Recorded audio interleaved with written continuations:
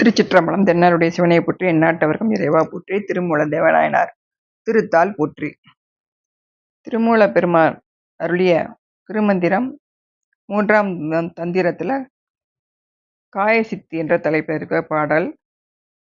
சுழலும் பெருங்கூற்று தொல்லை முன்சீறி அழலும் ரதத்துள் அங்கியுள் ஈசன் கழல்கொள் திருவடி காண்குறில் ஆங்கே நிழலுளும் தெற்றுளும் நிற்றலும் ஆமே. மனம் அந்த மருளக்கூடிய அந்த பயப்படக்கூடிய பெரிய கூற்றுவன் வரும்பொழுது அவன் முன்னாடி அழல் வடிவா இருக்கக்கூடிய சிவபெருமான் தன்னுடைய கழலணிந்த திருவடிய அந்த தேர் வடிவான ஆஞ்சா சக்கரத்தில் விளங்கக்கூடிய அங்கியில் கண்டு தரிசித்தால், ஆஞ்சா சக்கரம் அந்த முக்கோண வடிவமா இருக்குமா, அங்கு அவனுடைய திருவடி நிழல்லையே தங்கி இருக்கலாம் அப்படின்னு சொல்லப்படுது. ஆஞ்சா சக்கரம் முக்கோண வடிவா தேர் போல இருக்கும். அதனால தேர் நடுவில் ஒரு சோதி உண்டு அப்படின்னு சொல்றாங்க. அதற்குள்ள இருக்கக்கூடிய இறைவன் திருவடியை தரிசிக்கலாம்.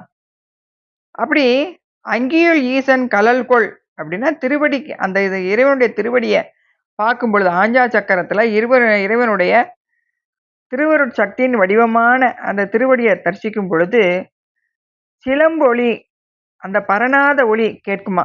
அப்படி அந்த அனுபவத்தை உடனே சிந்திக்கக்கூடியவங்களுக்கு கழல்கொள் திருவடி அப்படின்னு சொல்லி இறைவனை அந்த ஆஞ்சா சக்கரத்துல மூலாதாரத்துல இருந்து அந்த நடுநாடி வழியா மூச்சு காட்டுற குண்டலினி சக்தியை மேலே ஏற்றி கொண்டு வரும் பொழுது ஆஞ்சா சக்கரத்துல அந்த இறை காட்சியை காணலாம் அப்படின்னு சொல்லி இந்த பாட்டு சொல்லுது.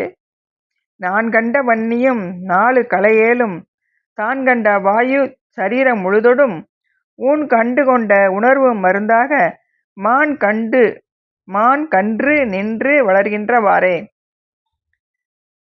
நான் தரிசித்த அங்கி வடிவமான சிவமும் 4 கலைகளும் 7 ஆதாரங்களிலும் தான் கண்ட வாயு அந்த உடல் முழுதும் அந்த ஊனிலிருந்து விளைந்து வரக்கூடிய அந்த உணர்வு, உடல் முழுதும் பரவி இருக்கக்கூடிய அந்த உணர்வு, இவற்றை உணவாக உட்கொண்டு மான்குட்டி நிலை பெற்று வளர்கின்றது. அப்படிங்கிற மான்குட்டி என்பது ஆன்மா. நான் கண்ட வன்னி என்பது நான் தரிசித்த அந்த ஜோதி வடிவமான சிவபெருமான். அந்த ஜோதி வடிவமான அந்த சிவபெருமான் இந்த ஆன்மாவான என்ன இப்படி உயர்ந்த நிலைக்கு என்னை உருவாக்கி உயர்த்தி இருக்கு அப்படின்னு சொல்லி சொல்றாரு.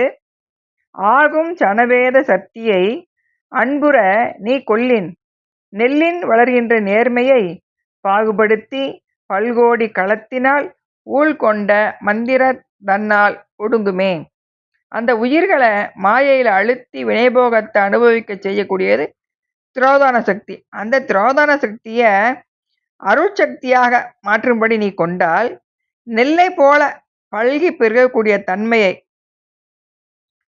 இந்த மந்திரத்தால அந்த உயிர்கள் அப்படி பல பிறவிகளில் பிறந்து வருத பல கோடி வருது வடிவமா பிறந்து வரக்கூடிய அந்த உடலை முறைமையான மந்திரத்தால ஒடுக்கணும் அப்படிங்கிறாரு.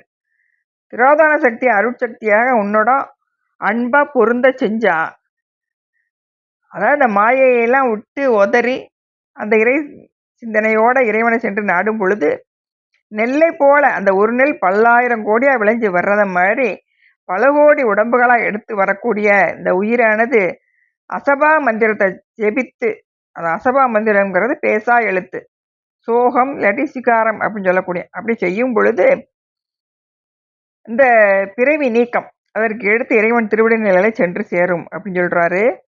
உயிர்கள் சரியா கிரியா யோகம் ஞானம் இந்த நிலையில நின்று இறைவனை சென்று அடைவதற்கு உதவுவதா இருக்கக்கூடிய இந்த சரீரம், அதை பாதுகாப்பதன் அவசியத்தையும் அந்த மூச்சு காற்றை நெறிப்படுத்துவதன் மூலமாக அந்த உடம்பு நீண்ட நாள் நிலைத்து இருக்கும் என்பதையும், அப்படி பண்ணும் பொழுது அறிவுக்கு அறிவா இறைக்காட்சியும் நாத வடிவத்தையும் காணலாம் அப்படின்னு சொல்லி இந்த பாடல்கள் மூலம் நமக்கு காமிக்கிறார்.